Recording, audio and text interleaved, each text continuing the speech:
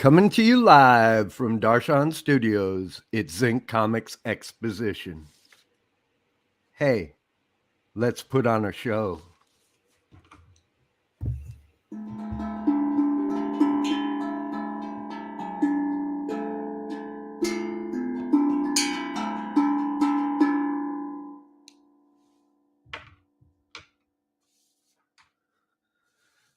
Good evening. I'm Brian Payne, and tonight we got Next. We're joined in the studio by a longtime friend of the show, my father from Dan Rather, the cosmic lion himself, Eli Schwab with the kalimba. Or is it a marimba? Dig it. Who knows? Dig it. I think that's a kalimba. I think it's kalimba, yeah. Yeah, I got one myself. If I'd known, we could have done the duet. This brings me to mind Paul Berliner. Paul Berliner was a musicologist, and he used to teach at the University of Evanston, University of Illinois in Evanston, and he also recorded on Alligator Records, perhaps, and he played with Paul Winter consort, but he was a master of that instrument, and that's where I first heard of it anyway, and first heard it. But anyway, you come up in a lot of these conversations because you're like the hub of this universe. You're the nexus of all realities. So, and it all comes down, at least in my case, to the thology. I've mentioned it the other day in the speaking to Dr. Ben. That's where I met most of the people in this group. Is through the thology. Could you talk about the thology? Tell us what that is exactly. Absolutely. The name is basically just like anthology, but it's like the cartoonist kayfabe ringside seats, the ringside thology, like an anthology of the ringsiders. It's an idea that I got because when I first moved here to Los Angeles at Meltdown Comics, the now defunct, rest in peace, Meltdown Comics. And it was the same thing. Like the first Saturday of every month, you would go to Meltdown, bring whatever you wanted, and just everyone would draw for like 3 hours, just whatever you want to do. And you pay like $5, and then the next week you come in and the guy has a bunch printed up for everybody. Now, because we're not in person, I can't do that. But then that's why I release them every month for free in the group. So yeah, it was just something I wanted to do to get people together. I've always wanted to do that. I've tried to like get it together at other comic book shops, and it just never worked out. And just like when the group started, I was like, this is a perfect place to do it. And with COVID, the COVIDity of it all. Right. And the thing that intrigued me most about that was you release it to the group as a file for them to download and make their own version of the comic at home. Correct? Yeah. Exactly. Yeah. I try to encourage that. I don't see a lot of people doing it, but I wish more did. Welcome to my world. I've been trying to do the same thing on Zinc Comics, the Zinc Comics Facebook page. I've released hundreds of downloadable single page mini comics, and I did it weekly for a long time, wanting people to download them each week and, have pictures of people reading the comics. And the way those 8 pages are done, they don't really work on the screen because it's like a Monopoly board. You have to follow it around to do it. Anyway, this is the perfect segue. Here we go. You've heard me talk about this many times. I know my father was a great storyteller, but he only had about 7 stories, and he told them repeatedly, and I never tired of hearing them. But in my old age, I've realized I've become my pop, and I got a few stories, but people are tired of hearing me say these things. So I've taken to writing them down in a book that will be tentatively called Citizen Payne. And anyway, we're going to read a little segment here, and it's a story I'm sure you've heard ad nauseum already, Eli, but listen to it once again, if you would. For sure. This is from the chapter I'm calling Copycat, The Confessions of a Chicagoland cartoonist. To quote the Comics Journal, at Chicago's Earwax, Klaus begins an ongoing informal jam with a rotating cast of cartoonists that include Terry Laban, Gary Lieb, Doug Allen, Archer Pruitt, Chris Ware, and others, that results in over 100 improvised mini-comics, less than half of which were Xerox and distributed. I was living in the same neighborhood as Klaus and Ware in the early 90s and worked at a print shop across the street from Earwax for a time too. I actually hand copied many of the comics these guys did have Xeroxed. I copied several of Klaus's original pages that he'd use as color guides too. Seeing his pages up close and personal really helped me to understand how real comics were drawn. However, Gary Lieb was actually the bloke that showed me the trick to making an 8-page mini comic out of a single sheet of paper originally, and inspired me to start making them myself. Well, I got a collection of these. They always would say, make one for yourself. Gary was a real affable guy. And anyway, we're going to table this for discussion and look at this, and I'm going to kind of narrate, and you can jump in when you want. If you have any really pertinent questions, save them for the end, if you would, Eli. All righty. Let's go. Let's get this going. Okay. Wow. This is a color copy, but if you notice the file, it's got this burn mark. There was a fire and I lost a lot of stuff, but fortunately, that's as far as the fire got in this file. Wow. This here is a Xerox copy of a autographed cover that Dan did for me, where he calls me the king of the Xeroxer. I got one from Terry Laban for Unsupervised Existence, where he calls me Xerox God, so he upped the ante. Anyway, these are a collection of these rare mini comics jams that were done by Dan Klaus, Terry Laban, and Gary Lieb. And these are the ones that I have still in my collection. I think I have some more that I actually made, but these are a stack of copies made from original. They drew these on the back of flyers, on the back of menus. They would come in and have me Xerox them.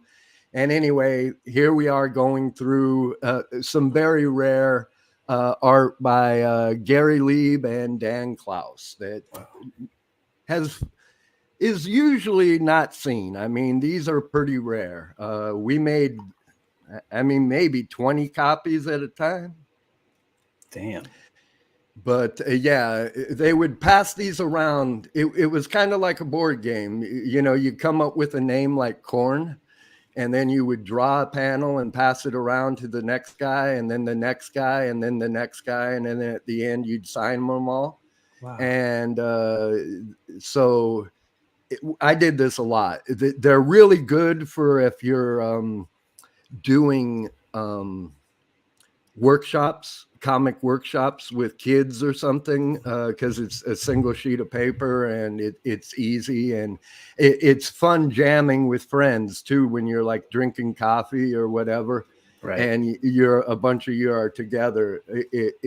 And then everyone goes home with the original if you don't got a copy, or everyone still ends up with the comic. If everyone starts one, they get the one they start. But as you see, this is some amazing stuff. Doug Allen, who also drew the strip Steven, jammed on a few of these. And Gary Lieb and Doug Allen had Studio 12, and they released a book, Fantagraphics, called Idiot Land. And they used to do these shows in Chicago called Idiot Land, and they go into galleries with white walls and just start painting stuff exactly like what you're seeing here all over the walls over a course of a few days, and that would be the show. And then they'd white wall over them and you'd never see them again. Wow. This one's interesting. Dave Greenberger, what's the book he did? It's the one where he speaks to, he worked in an old folks home and all the cartoonists started. Duplex Planet. Duplex Planet. He's in on a couple of these as well. Yeah. So nice. It's the Chicago, whoever came through Chicago and the usual gang. Dan Klaus, Terry Laban, and Gary Lieb were to Wicker Park what Chester Brown, Seth, and who am I forgetting? Joe Matt. Joe Matt. Your man, Joe Matt. Sorry about that, Joe. But Joe Matt was they were the equivalent of that in Wicker Park. These are some exquisite corpses they did, where each one would draw, where you fold the paper into thirds, and each person draws a head, a torso, and feet, and then you unfold it and see what it looks like. Nice. Again, Terry Laban, Dan Klaus, and Gary Lieb. Now, these are two that were actually folded.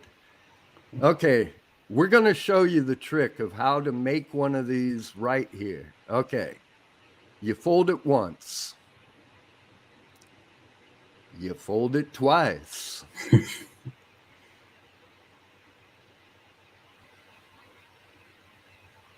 And thrice.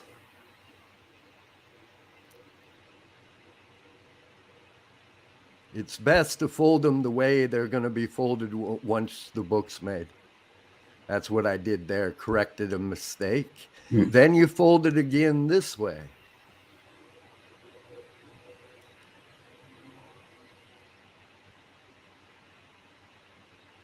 And you fold it.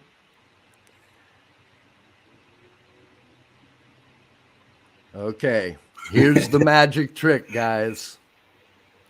And it's all important. I use an X-Acto knife myself, but in a pinch, scissors can be used. You just cut that first quarter. Don't go no further. There you go. Then you fold, accordion. Wow. 8-page. I've made hundreds of these since Gary Lieb showed me how to do it in 1991. Wow. And that's awesome. What all those are. And there you go. Yank. Number 1. Limited to, I don't know how many copies they made, but they would come in after drinking coffee with 4 or 5 of these, 3, and have me run off copies and take them off after, because Earwax was right across the street. So Yank number 2. Oh, wow. It's a continuing series, folks. So there you have it. That's awesome. Thanks for sharing that with me, Eli. I was going to do a show the other day with just that, but my res wasn't high enough. It looked like shit. If I would have put it on YouTube, it wouldn't have been worth the effort, but it was good enough for here, and it gave everyone an idea of what it's like.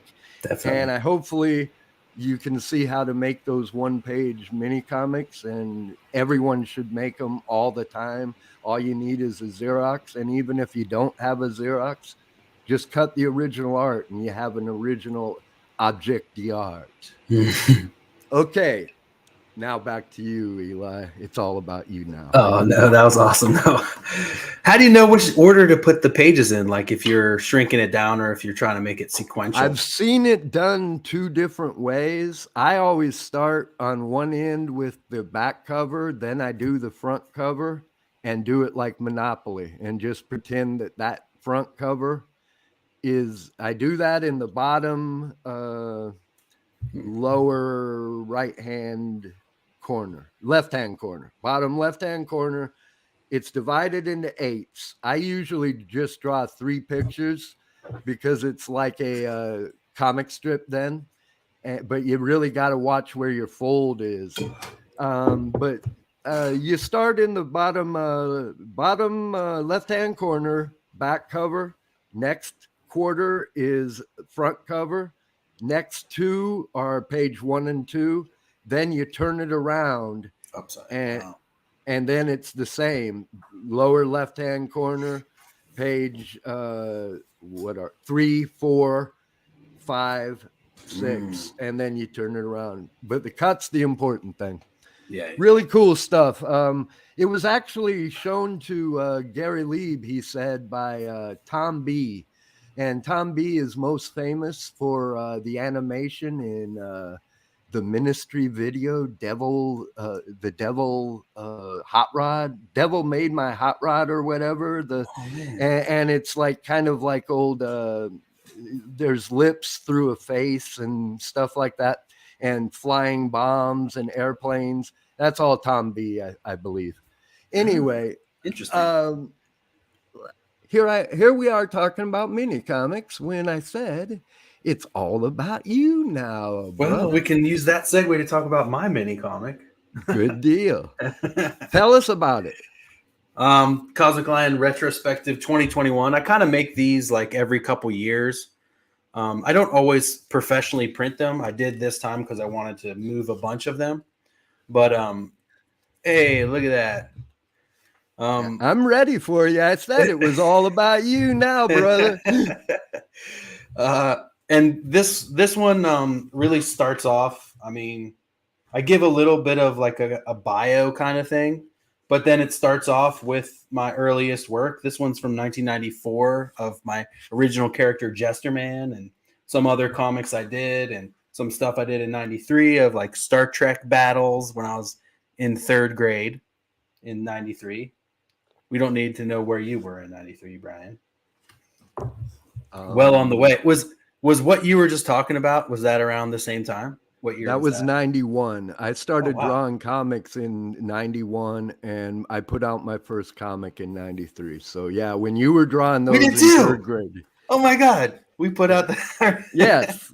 We've been in this business the same amount of time. I don't know if I would put it. I don't know if my drought from 5th grade till I was graduated. I've had some droughts.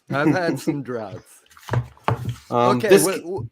This just like it continues. Like in 2004, I did all this like these work journals where I was like traveling around the U.S. for my job and setting up retail stores for this business, and I would sit in these hotels with my lost love mentality and my, this and that. And, your younger man writing of what will I be? What will I make of myself? Why can't I find love? These type of things, It's all in there. How many pages of your journal is in there? Just 2 pages of it. Oh, but just 2 pages that I thought were like pretty interesting. And then it moves forward. We need to see more of that in the back of next issue, okay? All right. Yeah, all right. I'll do that. It continues. I moved to New York City in 2004. I did this crazy one when I had eaten like this LSD simulant called R2D2. Was like a weird head involved? Capsule. No, that was the first con I ever attended. My first real interaction with the comic book world. I met my favorite artist, Jim Mahfood, and I learned the lesson at that point that if you volunteer for a Comic-Con, not only do you get in free and get free stuff, but you can say, oh, can I work with Jim Mahfood? And they're like, sure, why don't you go, like, you be his, so I, like, hung out with him for the whole day as his, like, assistant, kind of like his gopher, and got some sketches. Yeah. It was insane. And he did this Buckethead sketch for me. And Dave McKeon was right next to him, who at that point had done an album cover for Buckethead's, or actually did the animation for Buckethead's video. I think the song's called Buckethead. what's it called? No, the Ballad of Buckethead. Yeah, so Dave McKeon did the video for that, and so Dave McKeon and his guy chimed in and were like, "Oh man, we've met Buckethead, and he'll call you sometimes as Buckethead, or he'll call you as Brian," which it wasn't known then that his name was like Brian, but he recently did an interview as a person. But and then it all continues with my, I'm always in space, but this one I'm driving like a kind of like how in Spaceballs he drives like a, they have the Winnebago in space. Right. I had just like a normal car in space. I think I stole that from the TV show Homeboys in Outer Space. Was it a Gremlin? No, it looks like a like station wagon with fins, like a 50s station wagon with fins. And this one's just about me finding some like mushrooms in outer space and eating them and tripping them and then birthing Stanley Kubrick out of my belly. That's what this is. The first comic out of my first like major release that I did when I was like having these events living in Burlington, Vermont. I would book these music nights and I would always have I'd have like Cosmic Lion nights where I would have some live music. Sometimes my friend Alex would get like a super group together of local musicians and they'd let me like play congas because I was like not great, but I could play them. Yeah, I've seen pictures of you on percussion, and we made you the official percussionist of the MPP band without your consent, just so you know. I'm down. I am so down. Okay. I'm trying to jam with Adam Lemna, man. He found a bass and he plays bass, and so he's in the MPP. Yeah, he's in the MPP band. We put it together one night. Nice. Man, I'm psyched. I kind of just dance and play tambourine, kind of like Bez in the Happy Mondays or whatever his name was. Yeah, I'm pretty worthless these days. Man. Hey. Anyway, okay, so you got now. You put out Monk Lion way back when, but these are new releases, right? Monk Lion Primer and Cosmic Lion Retrospective, correct? Yeah, the Monkey Lion Primer here is basically reprints issues. I mean, issue 1 and 2 of Monkey Lion Do What You Like, but it's actually issues 2 and 3 of the ongoing Monkey Lion series, I guess. I specifically made it confusing for myself because I thought it was funny at that point, but at this point, it's just confusing. I did the same thing with Midnight Agents, and now that I've done it, I'm like, why did I do this? Why did I think this was a good idea? Make this confusing. Yeah, Steve Ditko does the same thing, and I was just trying to put a bunch of his zines in order, and I'm like, I have no clue which one comes where. Anyway, continue. All right, so yeah, this is just parts 1 and 2 of the Do What You Like saga, which is the ongoing 3-part story of Monkey Lion. They're playing at an intergalactic festival asteroid. You can see there in the top left of the cover spread. And the evil Ross, the leader of the festival, is trying to force the people to come and spend more money on drugs. And he's spending more money on making these fake drugs that ease people's mind into liking shittier music so that he can book shittier acts and save money and make more money. It's like this whole thing. And so Monkey Lion is trying to deal with it. Like, he's the new Ross. His father just passed away, who was like good friends with the booker, who's named Wolf, who is created after Bill Graham, who I love what he did. And his real name is Wolfgang Grayjonka, but he changed it because he fled the Holocaust. And I don't know if everyone knows that story. Like, the guy who built the Fillmore East, Fillmore West, he was like a child who escaped the Holocaust on like a snow-filled train and lost his whole family. And so he has this amazing story, and he like booked all these shows. And so, that character is based after him. And so there's this whole thing, and they got to break him out of prison. And, so you got to tune in to hear the rest. And I'm working on part 3 this year, if I can find time. I just want to point out, we all love Bill Graham, and I had heard that story before, and I don't know how you can forget that story once you've heard it, but I had. I remember more what happened, in the end, unfortunately, Right. But thanks for refreshing our memory. That was a great one. And again, you've got 2 issues out right now of Cosmic, of Eli. Well, no, Monkey Lion, there's really only this one. There was 3 Okay. issues originally. The original one that I did was really just like a stream of consciousness. I didn't write anything down. I just like started it and went. And I still stand by it. It's good, but they're all out of print at this point. So I wanted to put something in print to like Gotcha. hopefully get people psyched. And then you this got third the issue. primer as well, right? No, that's this. That is this. That's the primer. Okay. Yeah. What's the other one called then? The one you were just going through with your journal writings. Oh, that's the Cosmic Lion Retrospective. Which is just like a collection of my mini comics, including thology stuff and Weenzine and stuff I just do for fun. And okay, he also does the Weenzine. We're going to put some links for Eli, so you can follow them after the episode below this. Okay, the next thing I need to talk to you about is Babelor. Babelord? Yeah. Yes. Where's Babelord? Babelord is an intergalactic space princess who has landed herself here on Earth, lives in Los Angeles, and has a band. If you don't got it handy, that's fine. No, I do. There you do. Good deal. Yeah, ever since you posted that, I was like, okay, that's the one that's speaking to me. Why is that? But now, am I right that there really is a Babelord? Oh yeah, she's absolutely real. She's got a gig next week. This is her. You can see. You can check her videos out. Okay. And if you pause your screen and scan this QR, you can get to the videos. But you could just as easily Google Babelord. She's on Spotify, Apple Music, YouTube, Babelord.tv on Instagram. I just thought it was so cool. That's what I liked about that comic, was that there was an actual Babelord. Now she's got her comic. What can be cooler? That's what comics were made for. Rock and roll comics. That's America.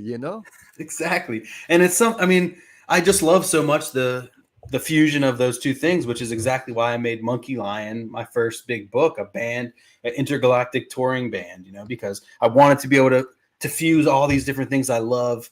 And, originally when it was published, I put out it with QR codes and these different, every time that the band was like practicing or playing, I put a QR code in there to link to a song that I was like, this is what I like hear in my head.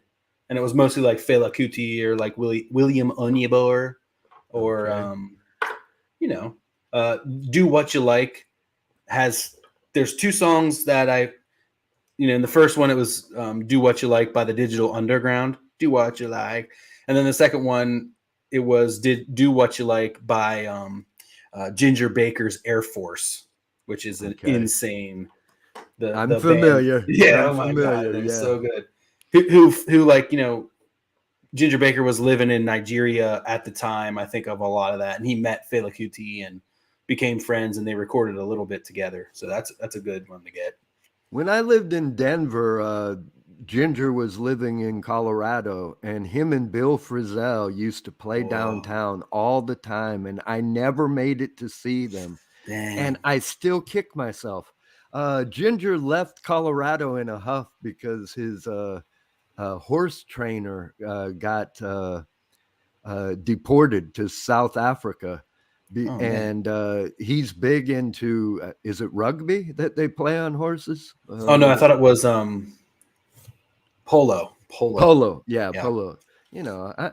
That's upper crust stuff. Well, yeah, he got big into that down in Africa too, and that's why his relationship with Fela broke down, because all the stuff that was going on in Africa, and Fela was like a person of the people and was trying to like fight for these rights, and he asked Ginger to help him, and he's like, no, I'm here just playing polo now or something. Right. He there's a great documentary about Ginger Baker that you can. Yeah, that is an incredible doc. Definitely.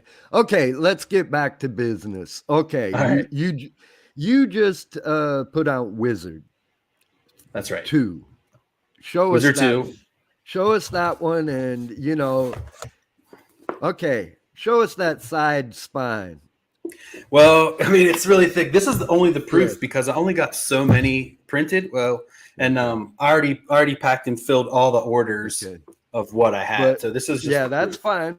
Proof's fine. All I'm showing is look at how many How thick it pages is. is in that. You could It's stun a ox if you hit him over the head with that bad boy. You absolutely could. It's 420 pages.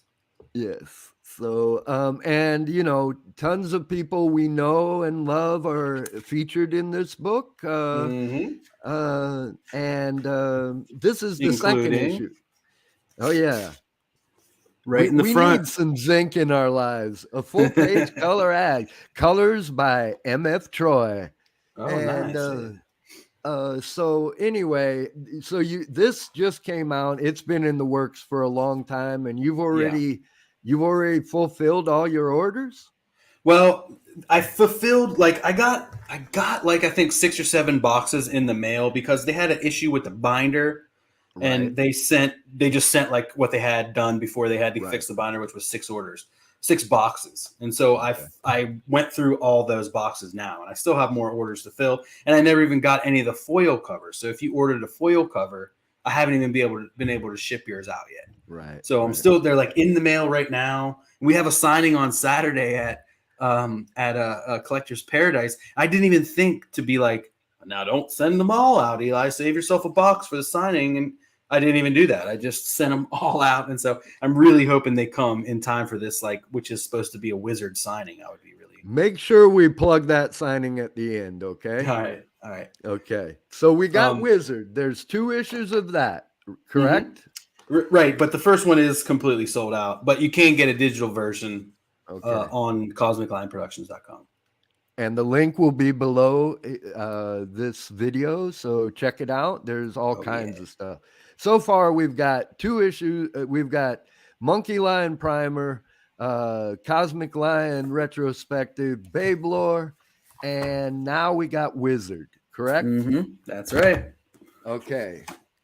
Now, I've also been hearing tell of ghost agents. Ah, yes. Only the ghostest of agents. Let's see. We've got 2 issues of that, and for this one, I'm just the publisher. I don't do the creative side of things, other than kind of like lay it out and InDesign and get it printed and that stuff. This is all written by Rocco Jerome, and with a revolving list of artists. And people are saying, "Oh man, you guys should have an index page with all the artist names." Like, I think we will do that for the next issue, and make it. But it's usually we've got Ben Perkins, Chris Anderson, Barry Tan. These are all dudes who have been in both issues. Let's see who else. We got Adam Lemna for the second issue, and we're already working on the third issue. The third issue's Kickstarter is already online. It's going right now. Another link that will be in the bottom. John Burkett killing it. Sam J. Royal. How could we forget about the master, Sam J. Royal? Craig C.K. has got a 1-pager in there. Definitely look for more ghost agents from Craig C.K. You can see some of it on Next Panel Press right now. Correct, you can. Adam Lemna did an insane Kirby style. When I saw that, that was jaw-dropping stuff, Yeah. I've seen all these guys draw before, but that was next level. I agree. And Adam's really someone who came in with us and really has been leveling up and just working on his stuff so hard. Christian J. Mizimo, the man. Yeah, I always like his stuff. Yeah. Oof. Did you? He did for his last Kickstarter. It's like a time travel thing, and if you do at a certain level, he'll do an original piece of you and like 1 or 2 historical figures. So he did me playing the drum set, and it's Jerry and Jimmy like shredding guitars. It's so great. We have another great story from Ben Perkins on this, where she eats some acid and is chilling out playing records, and then all hell breaks loose. Yeah. And issue 3 is on Kickstarter right now. Definitely worth you guys checking out. It's only getting bigger, better. We have, I think Rocco's got plans even up to issue 5 already right now. So we've got ourselves well into next year with Ghost Agents. I really think that's a great project, but Me too, unfortunately, y'all stole my thunder. I worked with, I was working up to all the, trying to make Midnight Agents, my own Midnight Agents, a group project myself, which is why I got involved in collaboration. I was trying to find a bunch of inkers, colorists to, because I've got, 7 issues of a comic drawn, written, and already done.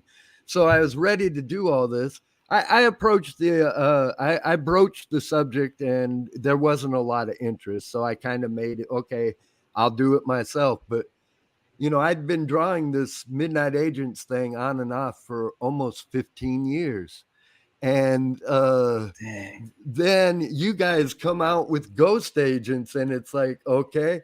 And the parallels are so, there's characters that look alike, there's words that look alike, but all I say is, hey, it's a parallel universe and we need to connect them at some point. But it's really interesting that great minds think alike, and there's a universal mind, and it's the first one to take that idea. And let's face it, we're all reading old Thunder Agents comics and thinking those are pretty cool. Yeah, exactly. So, but I had to mention my own Midnight Agents here because well, we should try it again to get that going, man. With all the Next Panel Press people, I'm sure we could get people to get I it thought going. of mentioning it, but I got that Midwestern, stoic, never ask for help even when you're bleeding type mentality instilled. It's hard for me to say, hey, and it's even harder for me to say, I've been doing this for 30 years, and my audience has been boiled down to an elite few, and we love them. But I know where I am at this point. Let's just say. But anyway, speaking of this stuff, you also, so you got 2 issues out, and you're kickstarting the 3rd, correct? Correct. Okay. Let's just let me see here. Give me a minute here, Eli. Just again, pimp your what's your website? Where did they go? Yes. You can go to cosmiclionproductions.com, and that's going to be like your hub to find all of the different stuff that I do. There's links for everything. Big thing right at the top for Wizard. So if you're looking for Wizard, you won't have to go far. There's links to the Ween Zine, which is also theweenzine.com. All the issues are sold out, but you can get, again, the digital copies that you can print yourself if you want, or just download and read on your favorite tablet or phone. Also on Cosmic Lion Productions, you can get a link to all my podcasts, including The Devil in Detail, the Grendel Reread podcast, where Ben Granoff and myself are going issue by issue for Grendel. But then also we've been lucky enough to get the blessing of Matt Wagner, who we've had on the show many times, who helps us to get in touch with the creative teams that made these books up. Like we recently finished the Epi Thatcher Grendel run, and so we had John K. Snyder and Jay Geldof and Matt on a show. Previously, before that, we got the Panda Bros, and then we got Diana Schutz and Tim Sale and Teddy Christensen. And so we've just had a bunch of amazing people on there. Brendan Wagner's been on there. And during the Black, White, and Red stuff, we had Farrell Dalrymple on there. We had Jim Mahfood on there.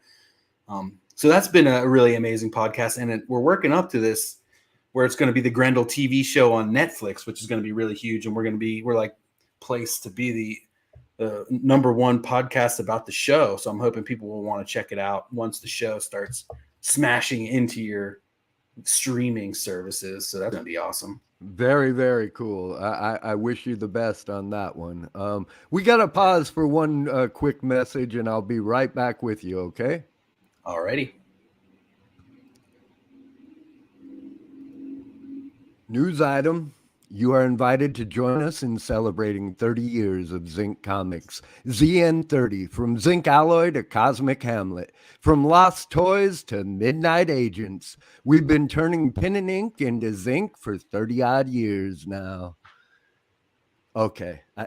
Nice. After talking about the Midnight Agents, I had to plug my own comic, Midnight Agents. I've got a preview ashcan version of it.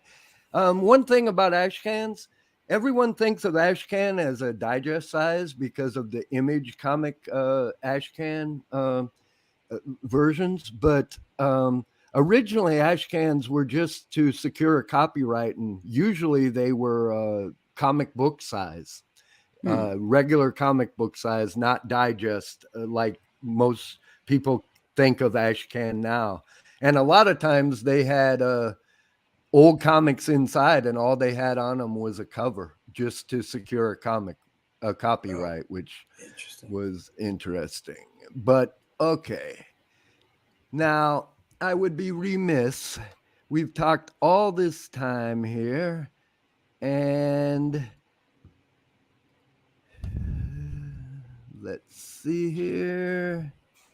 We've yet to talk about Next Panel Press. Oh man. So okay, that's the point of this show. Is most of the people that are appearing this season belong to Next Panel Press. We are located on Instagram. We are also found on Facebook, Next Panel Press, and it's a collection. It's kind of like Thology, but it's done digitally. We give you Sunday comics every week. The Next Panel Press was founded by Craig C.K. and Rick Lopez, and I believe Grom had his hand in it as well. And we all draw Sunday comics. And every other week, you get 5 or 6. There's 2 teams, so we do them bi-weekly, but each week you get your dose depending on how it's sliced and who meets their deadlines. And they're one of our contributors, and again, the nexus of all realities, is Eli, and the Cosmic Lion, and he does a strip. What is the name of your strip? The Alonia or the Jellies? I get confused. It's called Citizens of Elonia, which is supposed to evoke a large cast, rotating stories, and allows me to not feel, tied into any one character or one group of characters for too long. Right. Okay. And this was drawn by you, and now we don't got the Jellies in here. Can you tell us about? I call them the Jellies. Am I even calling them the right name? Well, yeah, I called them the Mad Jellies just because I thought that was a funny name, because like it's like slang these days. If you're like very jealous of someone, you might be like, I am mad jelly, Okay. So like, I'd never heard that, and I get it now. Okay, you had to say it exactly like that for the old man to. Okay, I got you. Okay, now the Mad Jellies, describe them. I'm sorry I don't have a picture here for you, but that's okay. They were just one of the many characters that I, the first night that I just started thinking of them, I just tried to think of like as many different types of characters that I could think of, so that it would be fun to kind of like rotate through them. I didn't even really think I wanted to, serialize anything at first. Just have little one strips of all the different citizens of Elonia. So the Mad Jellies were the first one that I did, and one that the people seem to have enjoyed the most. Jack is the main guy. He's got a little hat on his head. He's kind of the leader. I honestly don't know. I think the other one's J9 or something. I kind of can't remember all their names. Okay. And then then the other one is Braun, who is kind of like, looks like John Bonham, and he's named after the song Brawny R Stomp. So okay. Now they have describe underneath their hat. Are they tentacles? Are they? Yeah. Well, they're kind of like, it's supposed to be like a jellyfish kind of, but but I wanted to simplify it to kind of be cartoony. So it's kind of like a mushroom head with like these little, also like, what's his name? The guy on SpongeBob who has the tentacles for hands and arms. I kind of use that thinking to be like, he has these tentacles. They all have these tentacles that can either be arms or legs or, whatever they really need them to be. And so they just kind of have these adventures. Yeah. Unfortunately, as you well know, I saw it almost like a hand for some reason. And unfortunately, when I drew it hand sized for that reason. And if you look at your hand, you know, you got your arms, you got 2 arms, you got 2 legs, and that middle finger is some big cock energy. So, you know, so that's what I was drawing, you know, and I never thought twice about it. It just came out of the pencil. And then I looked at it a week later and I'm like, what the fuck was I thinking here? So, you know, but anyway, it's all again, good. They're all wide open for interpretation, because then I did this thing where something happened. They got sucked into like a irregularity and warped into time and shrunken down and sent back in time into like a thing where time travels much faster in this like little orb that they're in than like their normal reality. So they were shot like 2 generations forward in the future. So then you had all these like, you know, jellyfish or jellies that were like roboted out. And then there was like a leader of industry who was like had his office in the top of a skyscraper.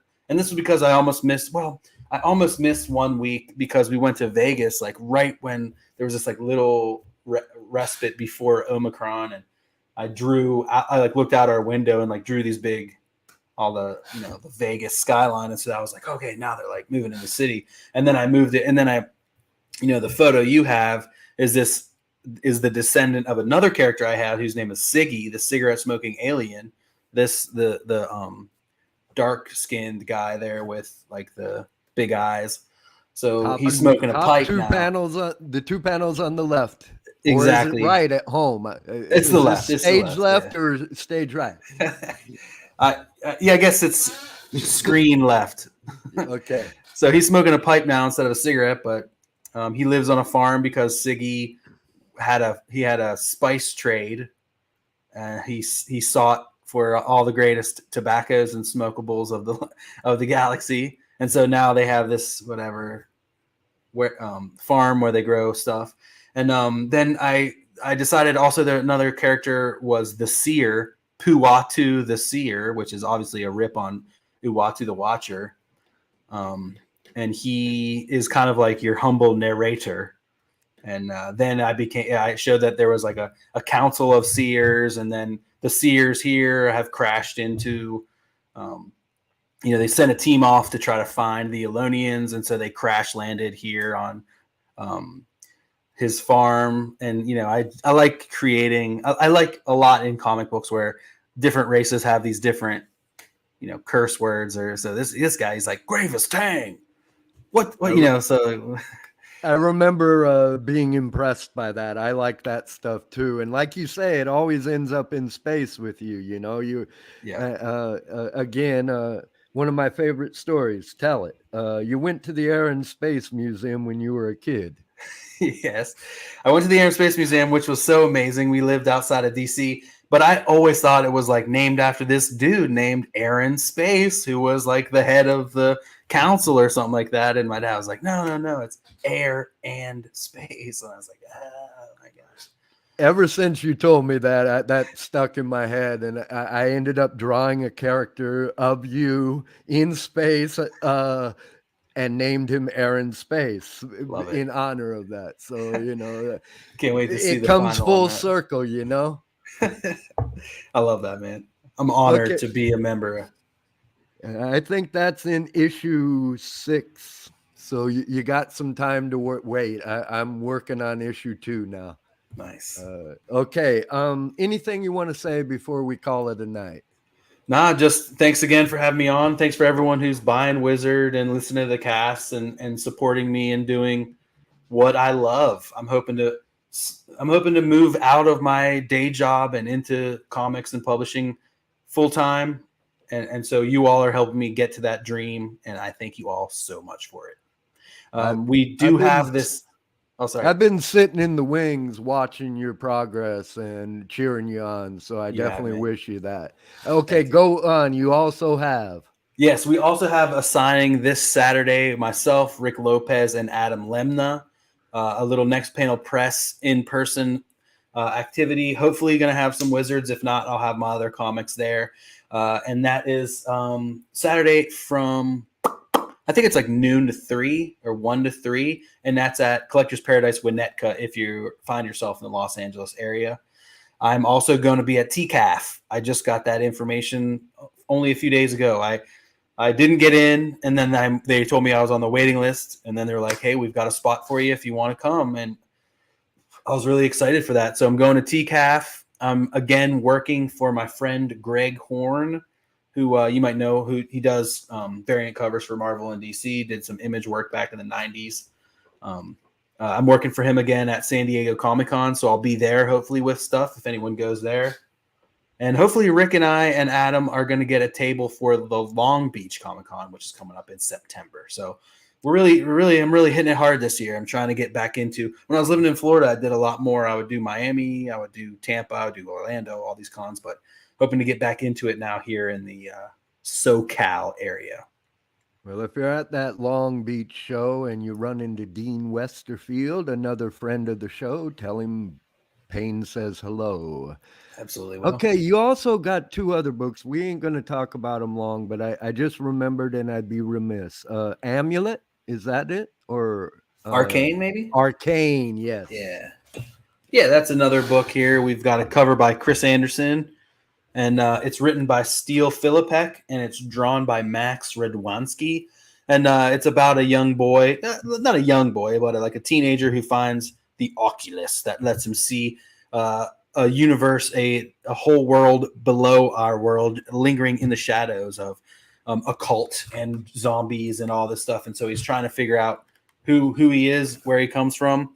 We've got 2 issues of that with a third that's going to round out this story, coming out as soon as I can finish it. I got too busy and I couldn't finish the edits, but I've got a small lull here, and I think I can actually get to it very soon. So Arcane issue 3 should be coming out, I'd say, in very cool. June. Very, very cool. I'm glad I remembered that. You got so much going on. It's hard to keep all this in my head. I can't imagine your own. But as always, Eli, I truly appreciate you stopping by, Darshan, and hopefully we'll see you again soon. Absolutely. Until next time, thank you, Zinka. Thank you, Zinka. Thank you, Zinka. Thank you, Zinka.